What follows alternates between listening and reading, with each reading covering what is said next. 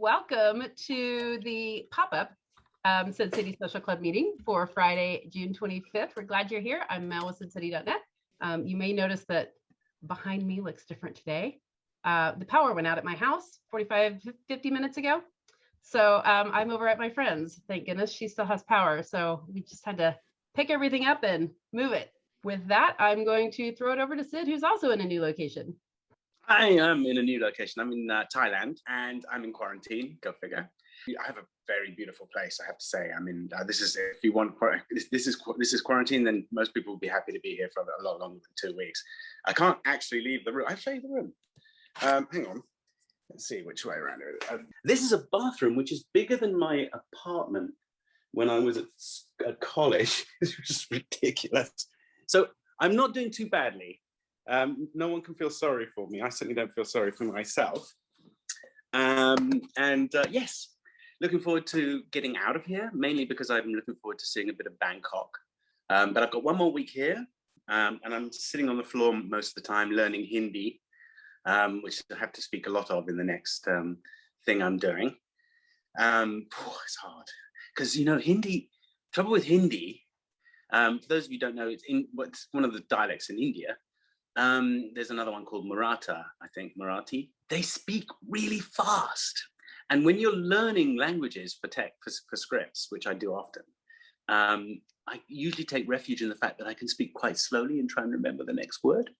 But no, in Hindi, they go, and they don't think before they speak. And they have no, I asked my teacher yesterday, is there like a kind of something you can lean on? Because in English, you can go, or in French you go more, or whatever. You do something, you lean on a phrase to just give yourself time to think of the next sentence, or at least the next word, and they go, no such thing in Hindi. They know exactly what they're going to say, and if they don't know what to say, they just overcomplicate it. So that's my life right now. I've got to learn a speech this long in Hindi. Anyway, I know lots of people want to talk, so let's get going. Okay, we are going to go to our first caller, Sarah Kindle. This is her first time chatting.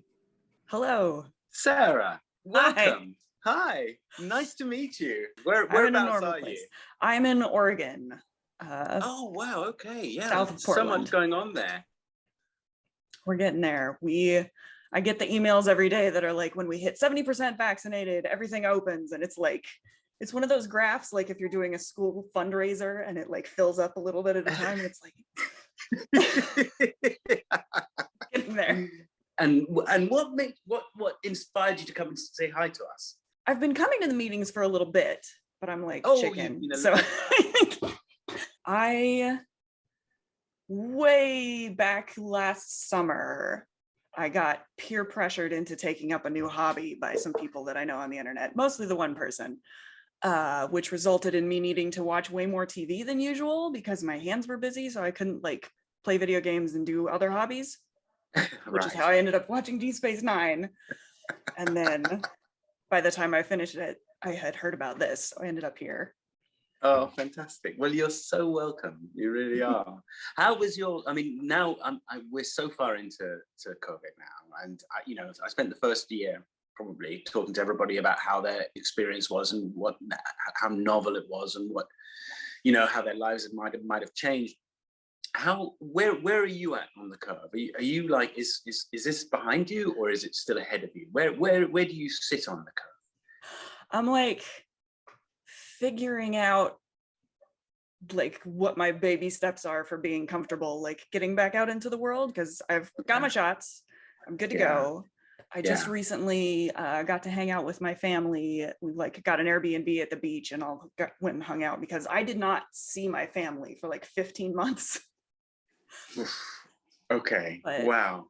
That was about the only like big thing that happened to me, because there are so few people in my workplace that we just like moved all our desks to opposite corners of the room, and then work kind of went on as normal. So like the biggest change was this, that I couldn't go to Idaho and Washington. Yeah. And have you been since, or are you planning to go? I got to go for my niece's birthday. I missed that last year, and that was like the first beginning of like everything's falling apart, was that I didn't get to go see my niece's birthday. But then we went, I saw my family for like one day And then we did the beach house thing, and now we're like finding times to start getting together again. Good. So what do you do when you all tucked away in your corners of your office where you're trying to spend as much time away from each other as possible? My job, I work at a little company that makes bridal accessories. Oh, wow. Okay. So we do veils, but that's kind of not my personal wheelhouse. The stuff that I do is all like headbands and tiaras and like little combs and sets of pins and stuff. And the thing that is my personal specialty is I do all of these ones. I do all of these little like hand sculpted flowers that I put on them. Oh my goodness. I've got. Do you make them at home? Do you make them on a floor at the office, or they're all at the studio? I don't have the work stuff here. I mean, I can show you things that I've made for fun. They're not similar to what I make at work. Oh yeah, I'd love to see something you make for fun. It doesn't matter whether they're similar or not. Is it actually is it a physical thing or is it a photograph? Yes, I have things. Thank goodness. I have things in front of me. I was trying to get a preview of my own camera to come up so that I could see if you could see it, but we do have various sorts of wow, all look kinds at of stuff. that. Yeah. It's a friend's D&D character. I'm not done painting it, but someday she can have it. Oh wow. And what do you make it out of? What do you sculpt it with? It's all polymer clay. That is a tiefling bard from D&D. Is very cool. I should probably know that, but I don't know anything about anything really. That's really cool. That's really awesome. And a polymer clay means, is that a synthetic clay? Yes, it's basically like plastic, and you can just bake it in a conventional oven at just like 275 degrees Fahrenheit. Yeah. So that's the same thing that I use at work. Yeah. But like a different variety of it. And they have to, the things you have at work, which are, oh my. There they are. Gosh. Whoa, that is just divine. Oh my goodness, that's really, really beautiful. Oh, thank you. And do you do each, is it like making pasta? Do you do it like, do you make it like? I actually have a pasta maker that I run it through when I'm like mixing the colors. So it doesn't show up super obviously in this picture, but the centers of the flowers are like a darker ivory color and then the edges are white. So anybody who works with clay, I have to make a huge batch of Skinner's blend and then turn it into a cane and then like chop it up and make it into the individual flowers. Then I have a toaster oven on my desk that I bake them in. It's very fun. Sarah, whoever said craftsmanship was dead should come to Sid City and meet some of the folks here, because we have so many pretty amazingly talented people, and you have just joined the pantheon. Oh. That is astonishing. That is really gorgeous. What do brides come and ask you for things specifically, or do you have a group of things that they have to choose for a menu? Yes, there's like a website. It's like a business. I don't run it. There's an owner who does most of the designs of the completed pieces. And then because I'm the sculptor, she'll be like, I want flowers that look kind of like this. And then I'll like make them, and there's like back and forth until I'm making the thing that she wants. And then she turns it into a comb and then whatever.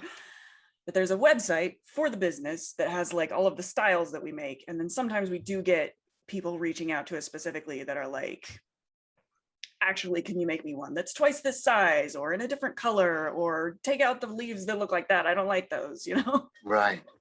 Gosh. So you don't have face-to-face with brides themselves? I do not. Which is kind of a cool thing, because you don't want to be near that fire-eating monster. I don't need people to get angry at me directly. They can tell somebody else what they want, and then my coworkers tell me what I'm supposed to make. That is astonishing. How on earth? I'm just thinking there are so many amazing niches in the world of dairy, because I would never have thought to think. I mean, I would have always thought that those sort of things were made by machines, 3D printers in some country, but you're doing them by hand, which is just astonishing. I hope they're fantastically expensive. They're pretty expensive. I really hope so, because that sort of thing is just dying away, and it's so lovely to see someone who's an artisan. Do you have other areas where other people asking you to sculpt things for other companies as well? Because it seems that your talents should be used across a broad spectrum rather than simple bridal accessories. Not that they're simple. Like I've tried to like set up like Etsy shops and things like that a couple of times, but there's just so many people in the world who are like, here's my art on Etsy, that you like can't get seen. To fight your way into that. Because the sky's the limit. You can do any kind of intricate work. I mean, I'm in Thailand where they're famous for intricacy and just giving it away. I mean, when I arrived at the hotel here, this was hanging over a little basket of things that I got given. And I pull it up, you can just see all of these petals here are all roses. And I don't know what these things are, but these are roses here too. Yeah. And it's just an incredibly beautiful object. I just thought that was amazing. And it must have taken someone, quite a while to make. Well, I would have thought probably 5 seconds, knowing the speed with which these people can actually get things done now. But that's the sort of thing that there is not much of in the United States. Your level of craftsmanship. Amazing. Very, very impressed. Well, thank you, Sarah. Thank you for joining us. Thank you for stopping lurking, especially because you shared such extravagantly beautiful works of art. Thank you. Thank you.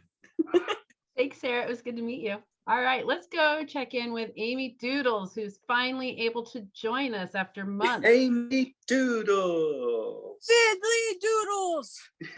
Hello, sweet one. Hello. How are you? I'm fine. Sid, I missed you so much. Oh, thank you. Well, I missed you too. Thanks. Here's the pocket inside this. Here, hold on. Sparkly hat. Here's the sparkly hat. Woo! You are hilarious. You are.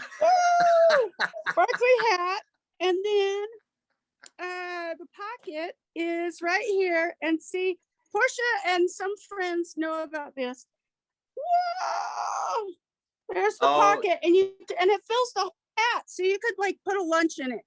Okay. I don't think that's quite what it was designed for. Looking at the hat, which looks to me very Rastafarian in design, it's probably designed for something else. Oh, it could be. It could be. But I think lunch would be better. But that's because I don't have Rasta hair. Anyway. Okay, you want to see some art? Yes, please. Okay, this is an etching. Can you see the detail? Yeah. Hold the camera still for a second. Oh, wow. Wow. Yes, there we go. I Thank can you. see that. Gosh. Okay. So it's only this big, which is, I can hold it in my hand to show you. You have surpassed yourself. Oh my goodness. This is the same one, but in a different print style. Oh, wow. And this is block printed? No, it's, my friends have their own little press and they press it for me. You know, a roll press. Yeah, absolutely. Absolutely. A roll press, you know, like this. What inspired you? Because they look almost like hieroglyphs, and that's what everybody says. And some people think it's the magic eye thing, but I can never do that with my eyes. I didn't even know what a magic eye is. That thing you were supposed to bring your eyes together to see some picture in it. Do you remember those? They were like really popular in the early 90s. Oh, anyway. Yeah. We call them kaleidoscopes in the UK. Okay. Yeah. Here's this. It's another one.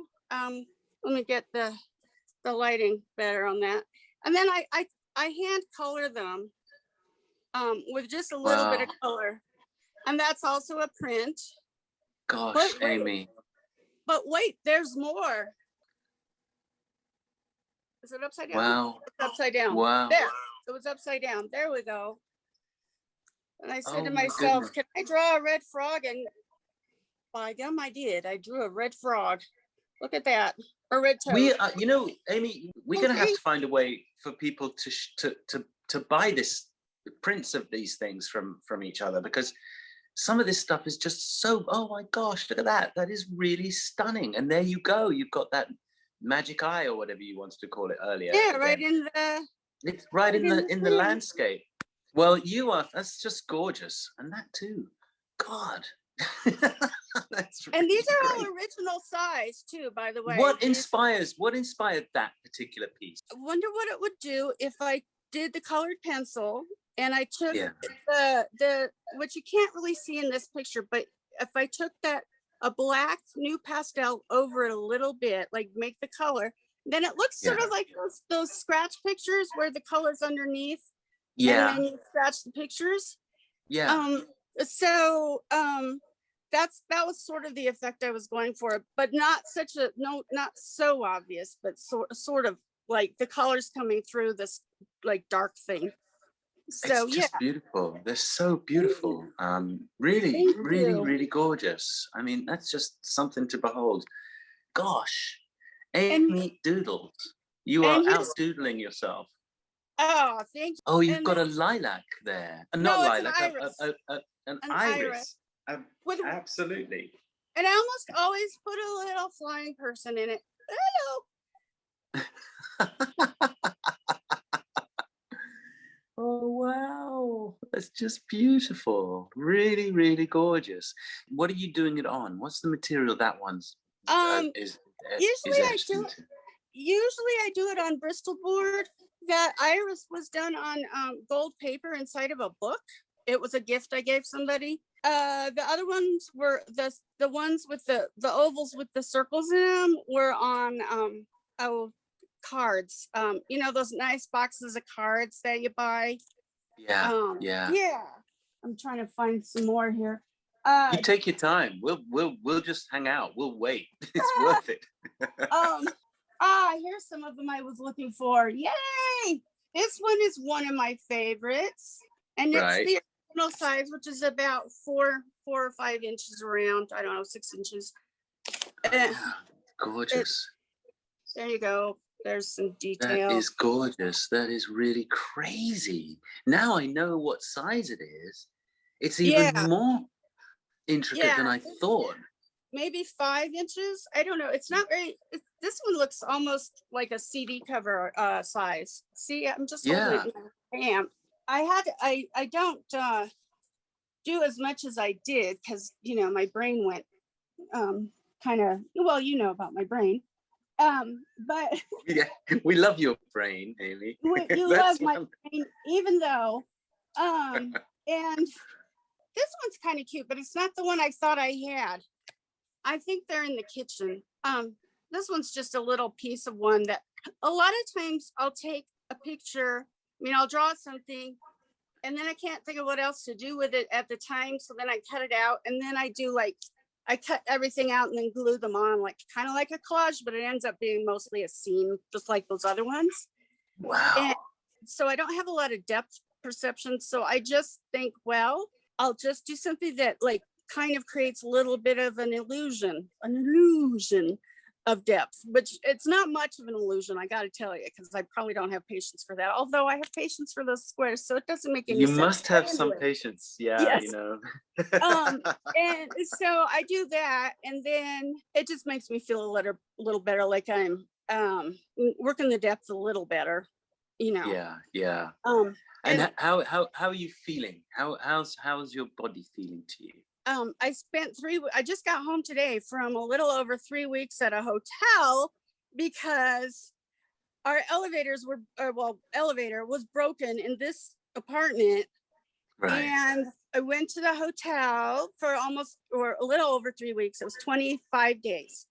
And I just got back from that today. So settling in was a little rough. Yeah. Was it comfortable? Because you were also recuperating from surgery and all kinds of other things. The surgery was in like maybe, I can't remember. Everybody else remembers probably March or April. And then the TIA happened on April 30th. It's trans-ischemic attack, and they're not fully sure that that's what I had. It's like a mini stroke. My neurologist said, yes, you definitely had some kind of TIA. What do you think it was? Do you have any recollection? Right. Yeah, okay. I think it was a TIA because I woke up all garble speechy, and it's something I don't know. I even played it for for the nurses, but the doctors didn't hear it. But my neurologist, I played it for her, and she's like, "Yeah, that's TIA probably." Oh, here, this is my favorite one. My most favorite one. I thought I forgot it. My most favorite picture. Oh, wait, wrong. That's my face. That's not my most favorite. Ah! You're not the finest camera person in the world, but you No, are I've certainly one of the never finest been. artists. Oh, There wow. we Yeah, go. look at that. That's fantastic. And that's the original size too. And there's the little tiny squares. Yeah. I thought I had a fish in this one, but I didn't. I thought I put a little fish, but there's another one I put a little fish. But you put your little person flying around. Yeah, You got them and a in planet. there. That one has kind of a planet going on. You can, I have a project. Can I ask for something? Can I ask? Uh-huh. Can I set you a project? Yes. Can you imagine? This is not a real game of football, but your version of a game of football. I'd love to see you draw that. Okay. Wow. Because your colors and the little figures, they kind of work perfectly for you. Love that green color, and they all. I imagine all the different people, not necessarily like a perfect game, not bird's eye view, but the crazy Amy eye view of a game of soccer. I'll try. It doesn't have to be done. Gonna be the little people. It doesn't have to be done. I like soccer a lot. I also watched looked at one of the comments. That was cute. I watched also the US women's national team. That's the best soccer. Women's soccer is actually much better soccer than the men. I like because the men are all just whining around. Yeah, they're like, with mommy. Yeah, exactly. They're like totally like, you need to give them a foul. Make them foul. Give them a yellow card now. Yeah, but women play soccer just beautifully, technically. It's just exact. And then when the best women soccer players are just infinitely better than the men at the moment. But we got a line of people to talk to today, Amy. We're so glad to see you looking bubbly and happy. And I'm glad I finally showed you my art. And the next story, of course, because you wanted that, besides the soccer pictures, is how I got to be born in the Netherlands. Love, Amy. Okay. Very much want to know that story. We'll make a date for the next time. One of the next times we'll talk. Thank you, Amy. much, Thanks Mel, for sharing your beautiful art with us. Thank you, Amy. It's always a delight. Thanks, Mel. Thanks, Sid. Thanks, CSC. Okay, go on to the next person now. Bye, Amy. Okay, bye. Yes, ma'am. All right, we're going to talk with Janie. This is her first time chatting with you as well. Hi. Hi, Janie. Where in the world are you? I'm in Nebraska right now. Oh, wow. Cool. Is that where you live? Yeah, it is. In a town called Ogallala. I'd love to hear people try and say it. Ogallala. Could you say that? Ogallala. What Ogallala, a beautiful name. That's a great name. It's a Native American name. It's a name I would want to call it, to name a child. It's such a beautiful name. How is your general life? I'm kind of coming off a high because I went to a live concert yesterday and oh my God, it was so much fun. Is that your first live music event since the pandemic? Yes. And it's also been my first time for several years because where I live, concerts don't happen very often. Which is weird because Lala is in the name. Yeah. Good, very good. Thank you. I got to see one of my favorite bands of all times. Are you familiar with Styx? Oh yeah, absolutely. I don't know all their music, but the name is really famous. Yeah, I freaking love them, and I got to see them for like the 8th time yesterday. Oh, and oh God, it was so much fun. Did you go with friends? I went with my sister. So you could share it. Right. So we traveled to Lincoln, Nebraska, which is on the opposite side of the state from us. It's about a 4-hour drive, but so worth it because, we stayed the night. We got to see my brother and his family who live there. We got to have dinner with them the night before. The day of the show, we also got to see the band Collective Soul. You know them? I've heard of them. I do. Yeah. I don't know them because I absolutely. They're, again, another famous band. Oh God, it was so much fun. I'm still on a high from it. Got to see live music again, seeing crowds together, and the lead singer from Collective Soul kind of put it very well. It's so cool to see people again. Yes. I got a friend here. I don't know if you can see him, but my cat's here. Can you see him? No, he's in the It's dark dark. in here. It's dark. There he is. There you are. Oh my goodness. Yes, strutting around like he owns the place. Yes, absolutely. And whenever there's an open Yeah. window, he has to check it out. Is he an outie cat or an innie cat? He's indoor, but he wants to be outdoor. He has escaped Yeah. several times. One time a couple times for several hours.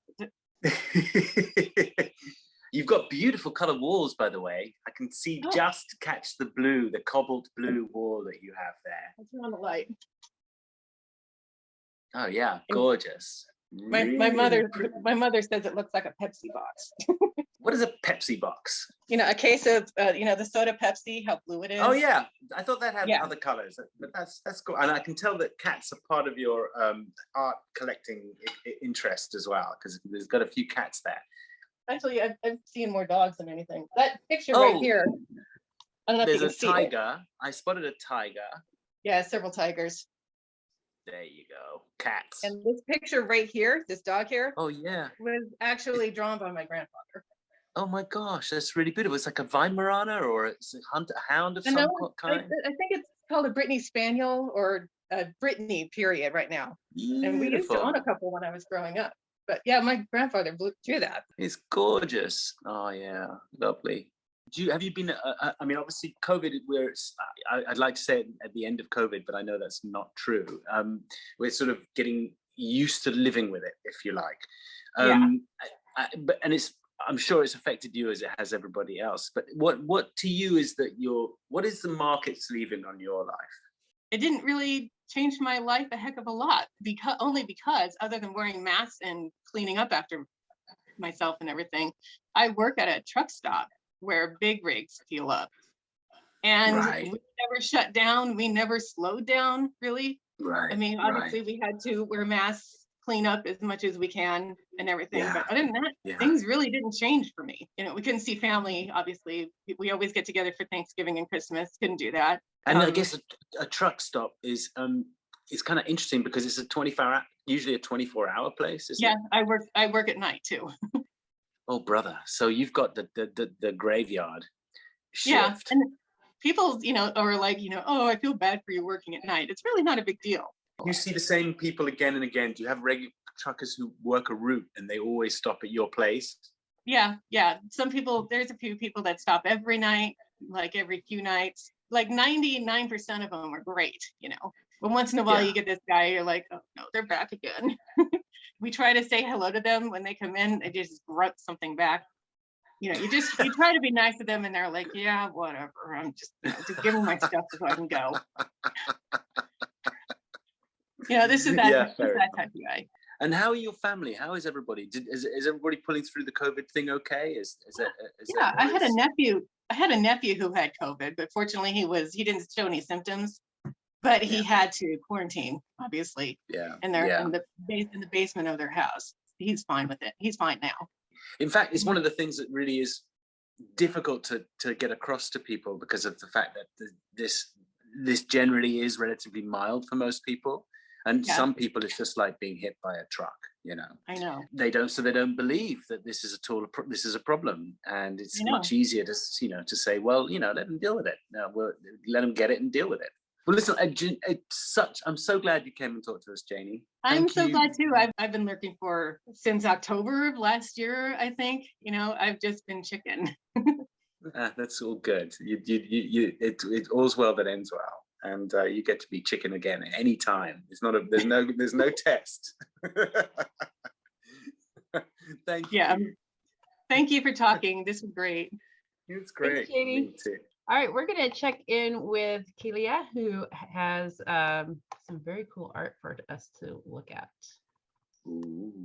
All right, yeah, lots of artists tonight. Some tough acts to follow. You're not kidding, Kelia. Absolutely. I see you've got some cobalt blue too hanging out in the background over there. Oh, Is that a yeah, we've always got some kind of weird background set up for taking pictures of the tribbles. Ah, of course, I remember now. Thank you. Good, good, good. Yeah, it's what happens when you Okay. have two theater makers who then have a quirky small business. There's just stuff set up It just gets crazy. everywhere. Yeah. Absolutely, absolutely.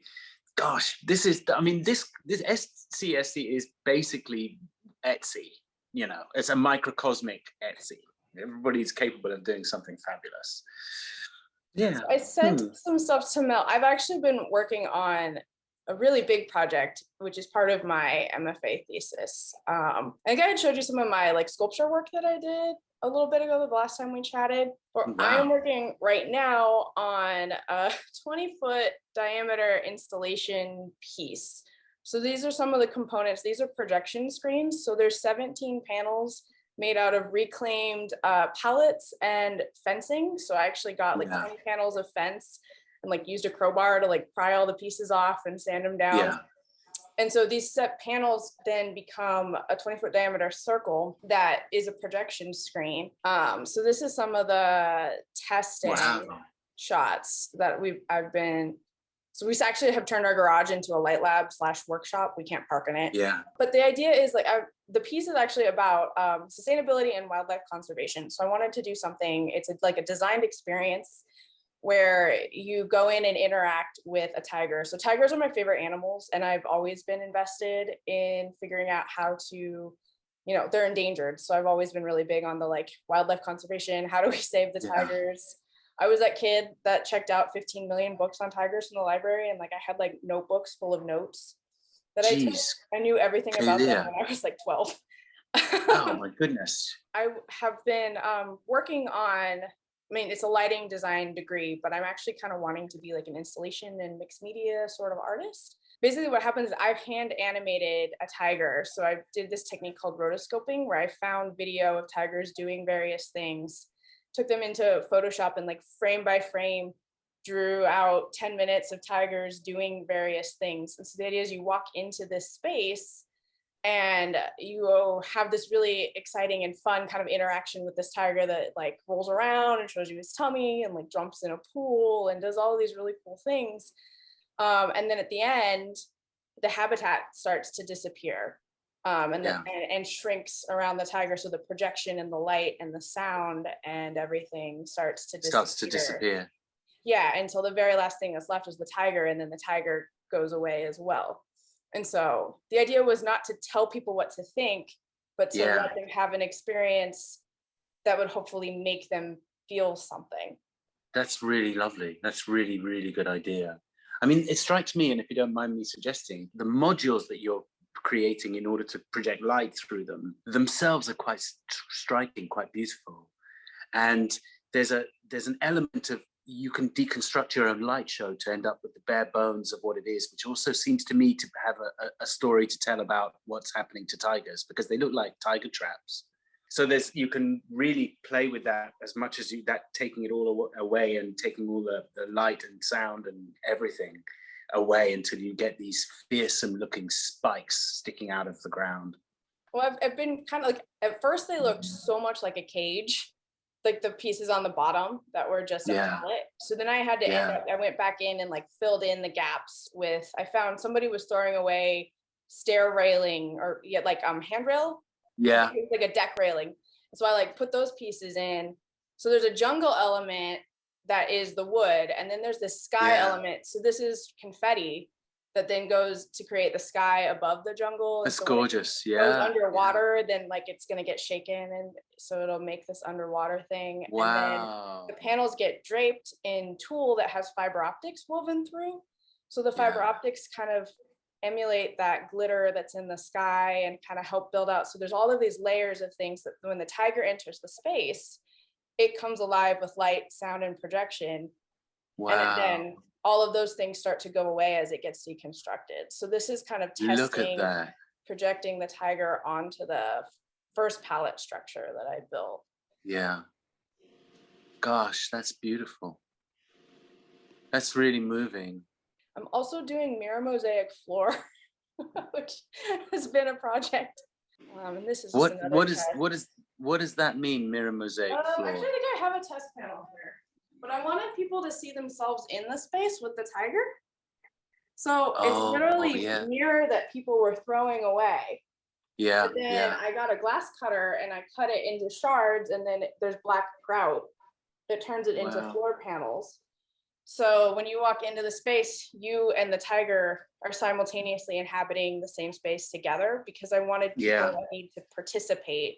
So you can walk around and like run around with the tiger and kind of do whatever you want. So it's like, when I say it's like a design experience, like you have this opportunity to engage with it however you want to, but I'm not making you. What a good thing. There's a reference for someone, and I just happen to know them, who is an expert mirror mosaicist, for want of a better way of putting it. He's a guy called Andrew Logan in the UK. He's been doing mirror mosaic art all his life. He's an amazing person if you ever want to just look at some of the, it's very crazy, daring, interesting work that he does with just discarded stuff on tar, what looks like tar.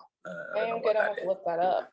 Yeah, I'll have to check that out. I'm actually about to start making all of the panels, so maybe I will see something that will be inspiring. You might see something that interests you. I mean, it's beautiful. Gosh, look at that.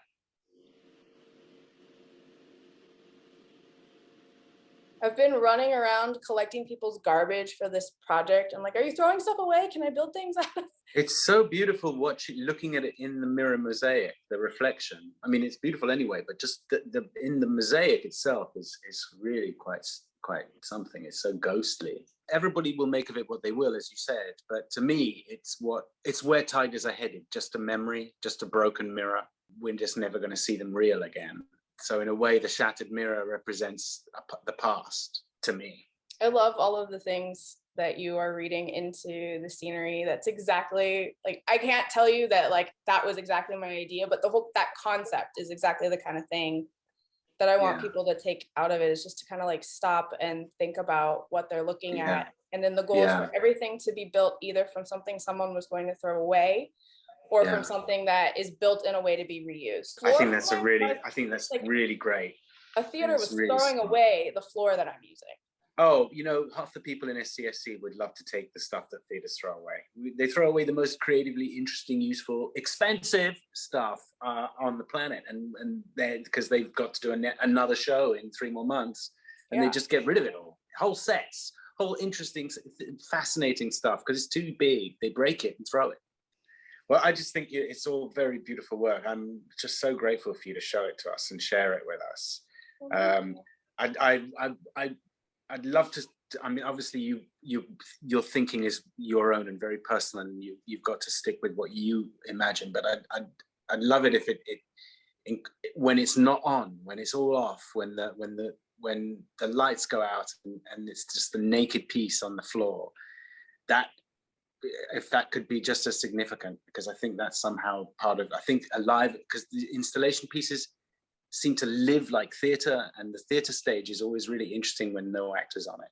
That's actually the space that is the holiest of all, and then we just populate it. So there's something to be said on both sides of this, that it's when it's awake, it's also saying just as much as when it's asleep.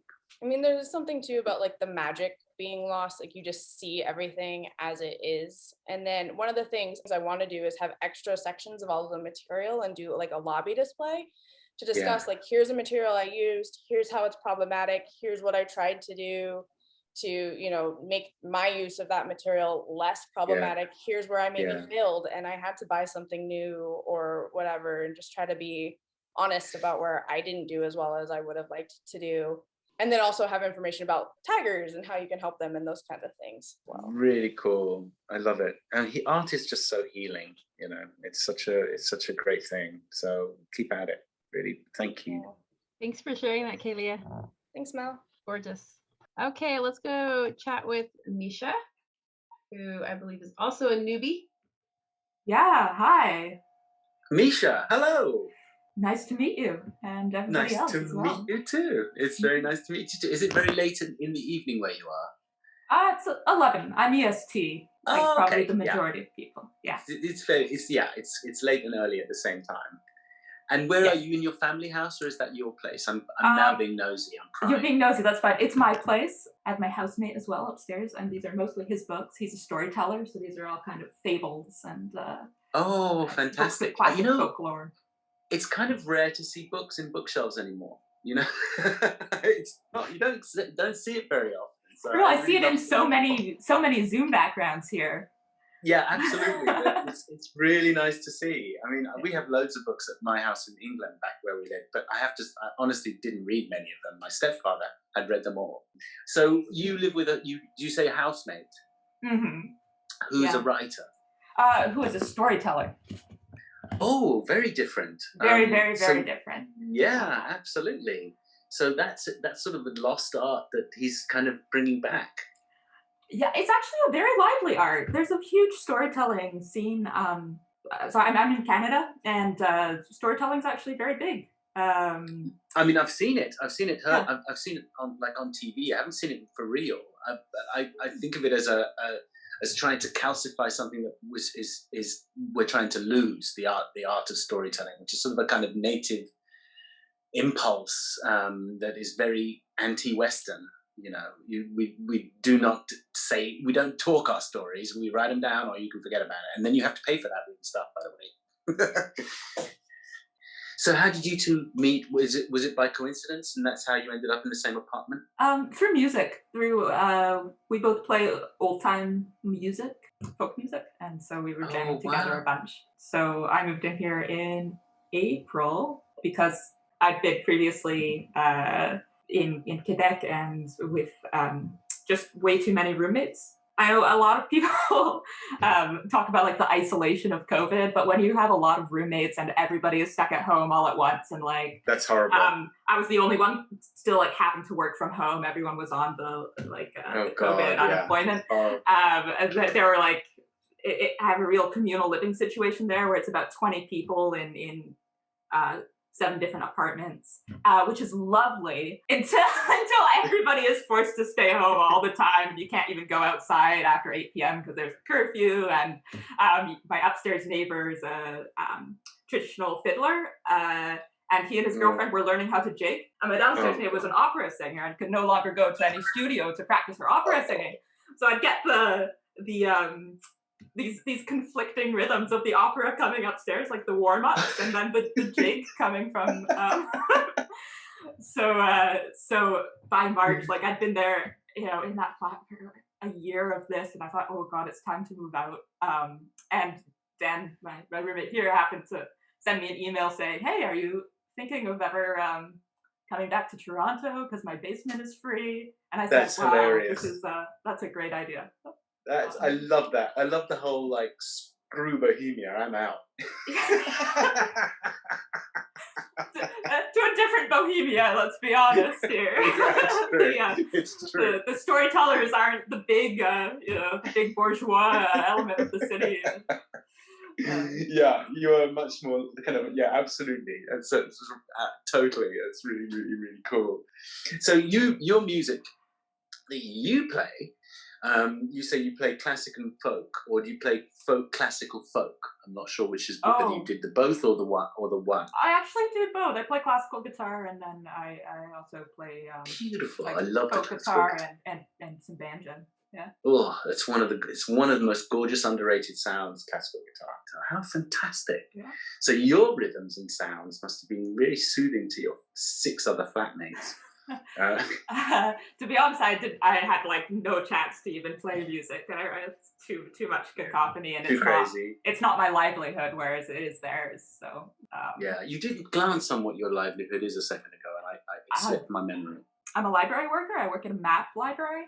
Oh wow, we've got a couple of librarians in the social club. Yeah. So I work with maps and geospatial data. What's a very evolving field. So, because obviously, up until 15 years ago, maps were one thing, and now they're something completely different. They're very, So, what element of it? Because what you evokes to me is that you're sitting there poring over tables with there's a large pieces of paper unfurled on them, which may be sort of, maps from the 1600s to the 21st century. What is it that what are you got a sort of custodian of? It is that I haven't had access to that collection for over a year now. I'm mostly working right now with digitized materials because of that's how circumstance has forced us. And a lot of the work is digitizing that paper collection of historic maps and converting the historic maps into usable data. And that's what interests me a lot, is taking a series of old historic maps and saying, okay, so you digitize them, you scan them, and then you georeference them, which means you put them in context. Into context, and then so for instance, one project I was working on is about the buried rivers of Toronto, and Toronto the city I'm in, used to have a bunch of rivers going all through it, and most of these have been buried, have been paved over, built over, etc. And so going back to these historic maps that we've scanned in, we can digitize the rivers from them. Then we create this data set of all these old rivers of Toronto and the last time they were seen on a map. So that's an example of creating these historic data sets from these historic maps. Do you find, because I just thought of something just as you were just talking there, explaining that it occurs to me that with the onset of digital maps, digital cartography, that if I think about it, I used to be really spatially very aware. I used to have an excellent sense of direction as a youngster. I would always have landmarks and know where I was going. And this is partly because, age has crept up on me, I'm sure. I can't attribute this just to the change in the paradigm. But I don't think we're as spatially aware anymore as I should keep this personal. I'm as spatially aware anymore as I used to be, because I think that the tiny frame of reference that these little apps give me for maps don't give me a bigger sense of the picture. And by the time I go out, I really am so far out, it's useless to me. So I used to know countries by their shapes. I used to know cities by their shapes. So I had a really good sense of geography. I did geography at university. I did, passed exams in the subject. But now I couldn't really tell you the shape of this town I'm in. I can tell you what the street looks like in a vague way because there's a shop here, because the 3D reference. What's going on? What are we losing because of modern day maps? Something's going to happen. We're going to pay something up.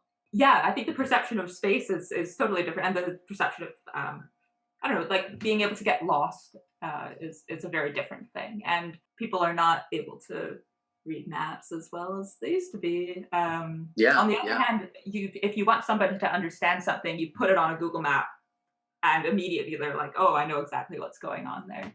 It's kind of weird. I mean, I guess it's a bit like the introduction of calculators, when maths became expanded to fill the vacuum, in the sense that the problems became harder. You needed a calculator in exams, whereas when I was young, you weren't allowed to take a calculator into exams. You had a slide rule. There's something going on with the cartography. We used to have a course called orienteering, where we were plonked down in the middle of a field and given a map, and we'd have to figure out where we were and tell other people where we were in a 6-point reference figure. And I said, obviously that's totally useless now. It's not, though. It's actually not useless if you're going on, especially in Britain with the Ordnance Survey maps, right? They're still super useful. If you're going for a hike, you want to have that with you, right? Yeah.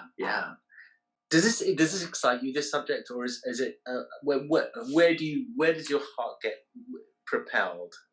My favorite thing is doing reference. It's having people come to me with the questions and being able to here's a technique you might not have thought of, and here's a resource you probably don't know about, and being able to help guide that research process. That's what. So you're a librarian, You're vocationally a librarian. Yeah. Without that social and physical aspect to it, I'm finding it really, really tough, to be honest. Your friend, flatmate, roommate, whatever language we're speaking, storyteller, is he a nocturnal animal or a daytime animal? Do you have different hours, or You basically share the same space. We're phase shifted. I have basically the basement to myself, and then we share the kitchen on the first floor, and he's mostly on the first floor. And so we have like our own spaces, and then we also have like a space where we can hang out together. It's really smart. You lucked out. Lovely. And in Toronto too, which is one of my favorite cities in the world. Really? Why? I love it. I've spent probably about a year of my life there. I enjoyed my life there. I enjoyed my day to day. Obviously, great poutine or putain, whatever they call it. You don't like poutine? Ah, yeah. You see, I'm just saying it. I think it's putain is a prostitute. Poutine is the so you gotta. I said both. You said both, but also Toronto doesn't have good poutine. There was great. I had great poutine in this one place. My wife went to university in Toronto. Okay. Thought it was a great place, and specifically Toronto. I haven't been at many other places in Canada. I just really enjoyed there. Thought it was cool. Yeah. Shocked that you may be. I am.